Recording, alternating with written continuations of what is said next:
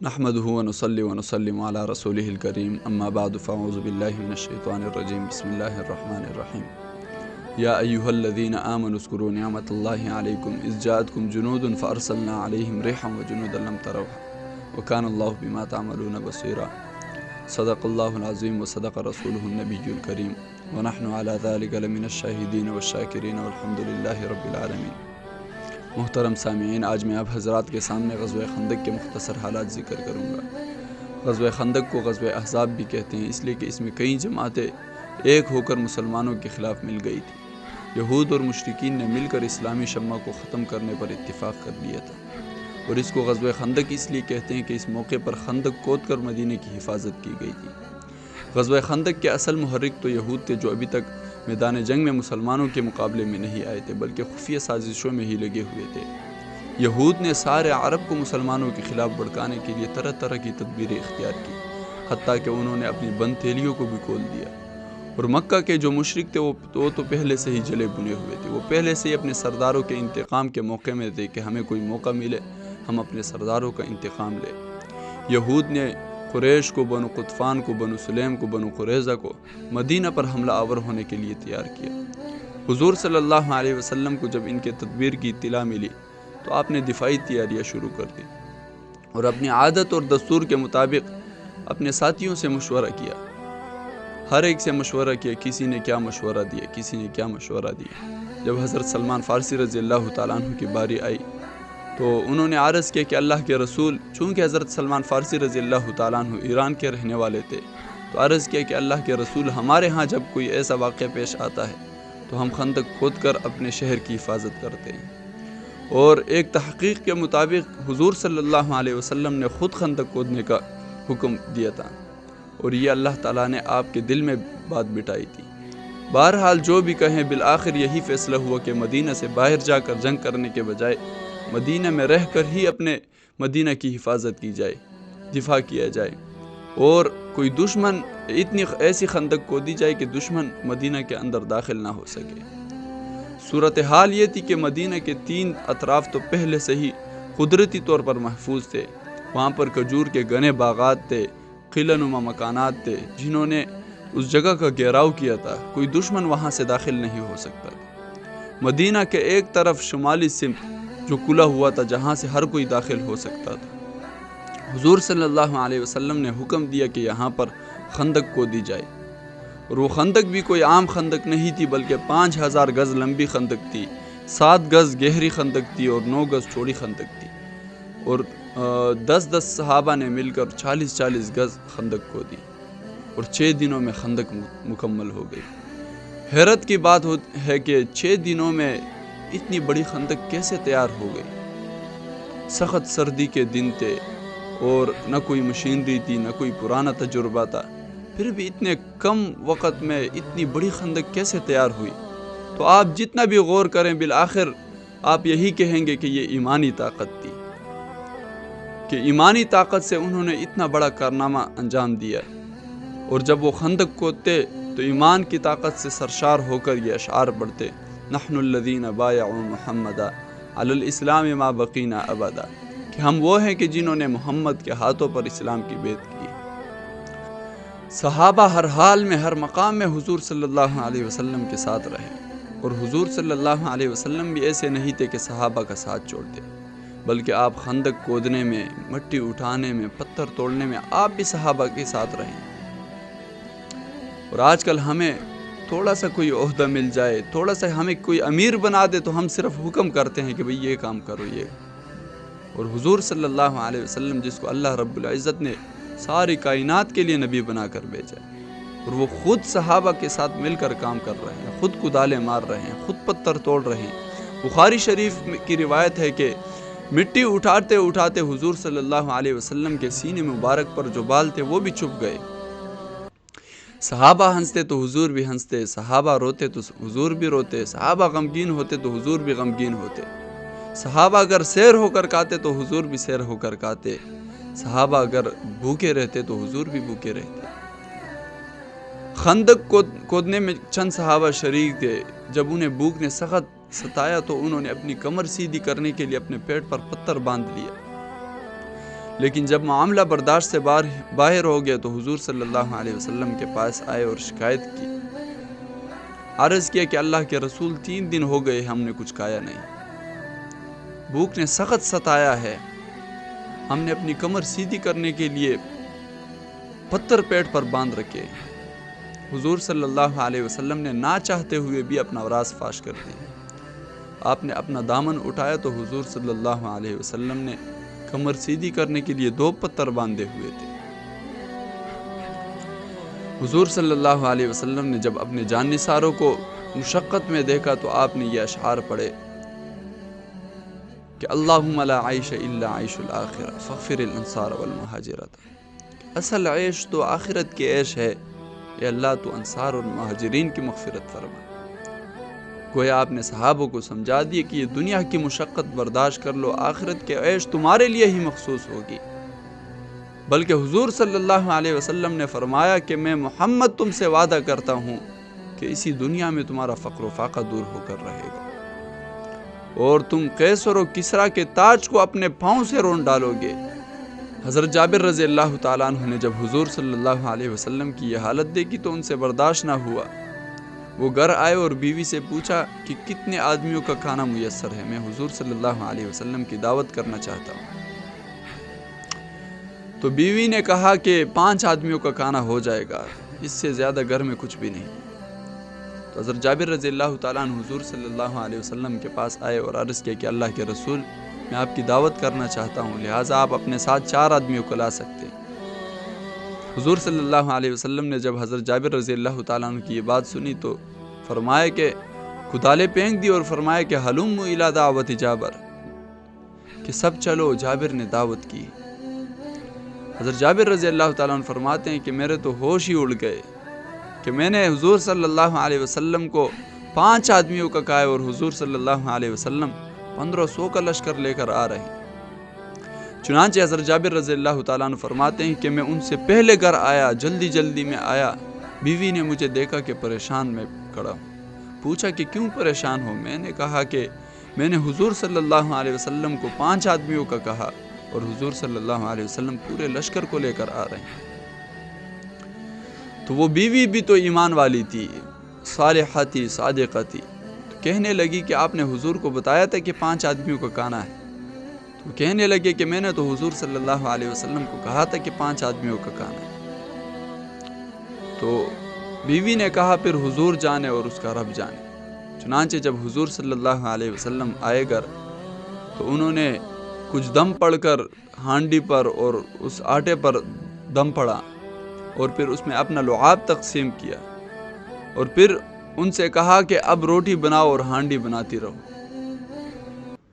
تو حضرت جابر رضی اللہ تعالیٰ عنہ کی بیوی وہ ہانڈی بناتی رہی، روٹیاں بناتی رہی۔ حضرت جابر رضی اللہ تعالیٰ عنہ نے سے حضور صلی اللہ علیہ وسلم نے فرمایا کہ 10 آدمیوں کی جماعت بناؤ اور ان میں تقسیم کرو، اللہ کا نام لیتے رہو اور ان میں تقسیم کرتے رہو۔ حضرت جابر رضی اللہ تعالیٰ عنہ فرماتے ہیں کہ میں نے وہ کھانا تقسیم کرتے کرتے 1500 کے لشکر نے کھانا کھا لیا اور آخر میں وہ دیگچی اور وہ آٹا اسی طرح بچا رہا۔ یہ حضور صلی اللہ علیہ وسلم کی برکت تھی۔ حضرت سلمان فارسی رضی اللہ تعالیٰ عنہ چند صحابہ کے ساتھ خندق کھودنے میں لگے ہوئے تھے۔ کھودتے جب جبل ذباب تک پہنچے تو وہاں پر ایک چٹان آئی سفید رنگ کی، اس قدر سخت تھی کہ کدالیں ٹوٹ گئی، کسی سے وہ چٹان نہ ٹوٹے۔ وہ حضور صلی اللہ علیہ وسلم کے پاس آئے اور عرض کیا کہ اللہ کے رسول، ایک چٹان ہے جو ہم سے نہیں ٹوٹ رہا۔ حضور صلی اللہ علیہ وسلم نے کدال اٹھائی اور خود آئے اور بسم اللہ پڑھ کر ایک وار کیا۔ ایک کدال جب ماری تو اس کا 1/3 تیسرا حصہ ٹوٹ گیا اور اس سے ایک چمک اٹھی۔ حضور صلی اللہ علیہ وسلم نے تکبیر کہی، صحابہ نے بھی تکبیر کہی۔ جب دوسری کدال ماری تو پھر ایک چمک اٹھی اور 2/3 ٹوٹ گیا، یعنی پھر تیسرا حصہ ٹوٹ گیا۔ تو پھر ایک چمک اٹھی، حضور صلی اللہ علیہ وسلم اور صحابہ نے تکبیر کہی اور جب تیسری کدال ماری تو اس چٹان کا پارا ہو گیا۔ پھر ایک چمک اٹھی، صحابہ اور حضور صلی اللہ علیہ وسلم نے تکبیر کہی۔ حضور صلی اللہ علیہ وسلم نے اپنے صحابہ سے فرمایا کہ میرے جان نثارو، یہ جو پہلی چمک اٹھی مجھے اس میں شام کی چابیاں دی گئی اور میں نے یہاں سے ہیرا کے سرخ محلات کو دیکھا، اور جو دوسری کدال سے چمک اٹھی ہے اس میں مجھے فارس کی چابیاں دی گئی۔ میں نے قصر ابیض کو دیکھا اور تیسری چمک جو اٹھی اس میں مجھے یمن کی چابیاں دی گئی، اور میں یہاں سے صنعاء کے دروازے دیکھ رہا ہوں۔ حضور صلی اللہ علیہ وسلم نے فرمایا کہ حضرت جبرائیل علیہ السلام میرے پاس آئے اور مجھ سے فرمایا کہ تیری امت ان شہروں کو فتح کرے گی۔ پھر اس کے بعد حضور صلی اللہ علیہ وسلم نے حضرت سلمان فارسی رضی اللہ تعالیٰ عنہ کو مدائن کے وہ قصر ابیض کے حالات بتائے، تو حضرت سلمان فارسی رضی اللہ تعالیٰ عنہ عرض کرنے لگے کہ اللہ کے رسول، قسم ہے اس ذات کی جس نے آپ کو نبی بنا کر بھیجا ہے، جس طرح قصر ابیض کے احوال آپ نے بتائے ہیں، قصر ابیض اصل میں بھی اسی طرح ہی، اور میں گواہی دیتا ہوں کہ آپ اللہ کے رسول۔ چنانچہ کچھ دنوں بعد جب صحابہ خندق سے فارغ ہو گئے تو کفار کا لشکر جوق در جوق آتا رہا اور بڑے شان و شوکت سے آتا رہا، اپنے پورے ساز و سامان کے ساتھ آتا رہا۔ صرف قریش کا جو لشکر تھا ان کے پاس 300 گھوڑے اور 1500 اونٹ تھے۔ پورے لشکر کی تعداد تقریباً 10,000 تھی۔ مدینہ والوں نے پہلے کبھی اتنا بڑا لشکر نہیں دیکھا تھا، اور وہ اس ارادے سے آئے تھے کہ آج تو مسلمانوں کا نام و نشان مٹا کر رہیں گے، آج بادل بن کر مدینہ پر چھا جائیں گے، آج جو ہے نا زلزلہ بن کر شہر رسول کو ہم ہلا دیں گے۔ لیکن حضور صلی اللہ علیہ وسلم کی حکمت اور تدبیر نے ان کے ارادے خاک میں ملا دیے، اور اپنے حضور صلی اللہ علیہ وسلم نے فارس کا طریقہ اختیار کیا۔ جو خندق کودی تھی یہ اصل میں فارس والوں کا طریقہ تھا، تو یہ طریقہ اختیار کر کے حضور صلی اللہ علیہ وسلم نے اپنی امت کو یہ سبق دیا کہ حکمت اور دانائی کی بات جہاں سے بھی ملے اس کو حاصل کرو، چاہے حکمت امریکہ میں ہو، چاہے افریقہ میں ہو، چاہے ہند میں ہو، چاہے چین میں ہو، اسے حاصل کر لینا چاہیے۔ لیکن افسوس کی بات یہ ہے کہ آج تو ہم نے یورپ والوں سے غلاظت، کثافت، خساست اور خیانت تو سیکھ لی ہے، لیکن انہوں نے جو اچھے کارنامے کیے ہیں، سائنس اور حرب و ضرب کے میدانوں میں نمایاں کارنامے انجام دیے، ہم نے وہ نہیں سیکھے۔ چنانچہ جب کفار کا لشکر خندق کے پاس پہنچا اور وہ اندر داخل نہ ہو سکے تو انہوں نے وہیں پر پڑاؤ ڈالیا اور مدینے کا محاصرہ کر لیا۔ مسلمانوں کی تعداد 3000 تھی۔ انہوں نے 3 گروہ بنا لیے۔ ایک گروہ وہ تھا جو مدینہ کی حفاظت میں کڑا ہوا تھا، منافقین پر نظر رکھا ہوا تھا اور بنو قریظہ پر۔ دوسرا گروہ وہ تھا جو حضور صلی اللہ علیہ وسلم کی حفاظت میں کڑا ہوا تھا، اور تیسرا گروہ وہ تھا کہ جو دشمن کے مقابلے میں کڑا ہوا تھا۔ وہ بڑی سخت راتیں تھی، لمبی راتیں تھی سردیوں کی، اور کبھی یہ افواہ تھی کہ حضرت خالد بن ولید رضی اللہ تعالیٰ عنہ حملہ آور ہو رہے ہیں، کبھی یہ افواہ تھی کہ عمر بن عاص رضی اللہ تعالیٰ عنہ حملہ آور ہو رہے ہیں، کبھی یہ افواہ تھی کہ ابو سفیان خندق عبور کر رہے ہیں۔ یہ تینوں حضرات بعد میں مسلمان ہو گئے تھے، اس وقت مسلمان نہیں تھے، غزوہ خندق میں تینوں کفار کی جانب سے لڑ رہے تھے، بعد میں اسلام قبول کر گئے۔ تو یہ بڑی مشکل دن تھے، دن کو بھی سکون نہیں، راتوں کی نیند نہیں، صحابہ بڑے پریشان تھے۔ لیکن صحابہ کے بیچ میں بعض منافقین تھے جو ان کی شان و شوکت اور ان کی تعداد دیکھ کر ہمت ہار گئے اور کہنے لگے کہ جو ہم سے اللہ تعالیٰ کا وعدہ کیا گیا ہے وہ سارا فراڈ ہے۔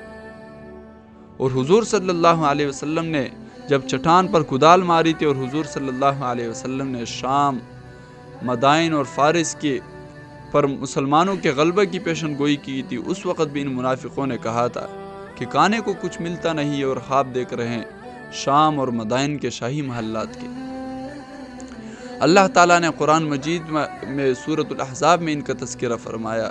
آیت نمبر 12 میں اللہ تعالیٰ فرماتے ہیں وَإِذْ يَقُولُ الْمُنَافِقُونَ وَالَّذِينَ فِي قُلُوبِهِم مَّرَضٌ مَّا وَعَدَنَا اللَّهُ وَرَسُولُهُ إِلَّا غُرُورًا، کہ جب ان منافقوں نے کہا، اور وہ لوگ جن کے دلوں میں مرض ہے، مَا وَعَدَنَا اللَّهُ وَرَسُولُهُ إِلَّا غُرُورًا، کہ ہم سے اللہ تعالیٰ نے کوئی وعدہ نہیں کیا مگر وہ سراسر کیا ہے، جھوٹا ہے۔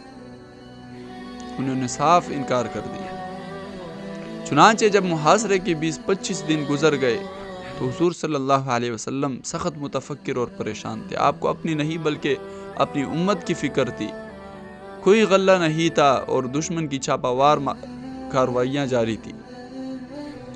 آپ کرتے بھی تو کیا کرتے، آپ کا ایک ہی سہارا تھا اور وہ اللہ کا سہارا تھا. بس اسی سے دعاؤں کا سلسلہ جاری تھا.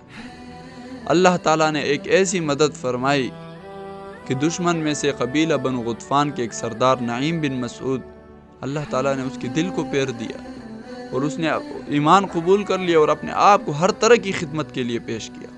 حضور صلی اللہ علیہ وسلم نے ان سے فرمایا کہ تم کسی طرح دشمن میں پھوٹ پیدا کرو. تو جنگ میں جنگ نام ہی ہیلہ اور تدبیر کا ہے. چنانچہ اس نے ایسی چال چلی کہ قریش اور بنو قریظہ کے درمیان پھوٹ پڑ گئی. اور دوسری طرف اللہ تعالیٰ نے یہ کیا کہ ایک تیز آندھی آئی جس کی وجہ سے دشمن کے تناب، دشمن کے خیمے سب الٹ گئے، چولہے الٹ گئے، جانور بھی تکنے لگے. تو اس وقت لشکر قریش نے ہمت ہار گئے، حتیٰ کہ ابو سفیان کہنے لگا کہ ہم واپس مکہ کی طرف جاتے ہیں. حضور صلی اللہ علیہ وسلم نے اس وقت خوشخبری دی کہ مسلمانوں، اب ہمارے غلبے کا وقت آ گیا ہے، اب ہم ہی غالب آئیں گے، اب کفار کبھی بھی ہم پر غالب نہیں آ سکتے. اللہ تعالیٰ فرماتے ہیں یا ایھا الذین آمنوا اذکروا نعمت اللہ علیکم اذ جاءتکم جنود فارسلنا علیہم ریحا وجنودا لم تروها وکان اللہ بما تعملون بصیرا. اے ایمان والو، میرے اس احسان کو یاد کرو جو میں نے تم پر کی ہے. جب تم پر لشکر آئے تو ہم نے ان پر ایک تیز آندھی بھیجی اور ہم نے ان پر وہ لشکر بھیجا، وہ فوج بھیجی کہ جس کو تم دیکھ بھی نہیں رہے تھے. اللہ تعالیٰ نے غزوہ خندق میں فرشتوں کے ذریعے بھی مسلمانوں کی مدد کی. وَكَانَ اللَّهُ بِمَا تَعْمَلُونَ بَصِيرًا. اور اللہ تعالیٰ جو کچھ تم کرتے ہو اللہ تعالیٰ دیکھنے والا ہے. اس غزوہ خندق سے مجھے اور آپ کو یہ سبق ملتا ہے کہ جو شخص آزمائش میں پورا اترے گا اللہ تعالیٰ ان کی ایسی غیبی مدد فرمائے گا جہاں سے اس کو وہم و گمان بھی نہیں ہوگا، جہاں سے انہیں توقع بھی نہیں ہوگی. اللہ تعالیٰ سے دعا ہے کہ اللہ تعالیٰ پہلے تو ہم سب کو آزمائشوں سے بچائے، اور اگر ہم پر کوئی آزمائش آ جائے تو اللہ تعالیٰ ہمیں اس میں پورا اترنے کی توفیق عطا فرمائے. وآخر دعوانا ان الحمد للہ رب العالمین.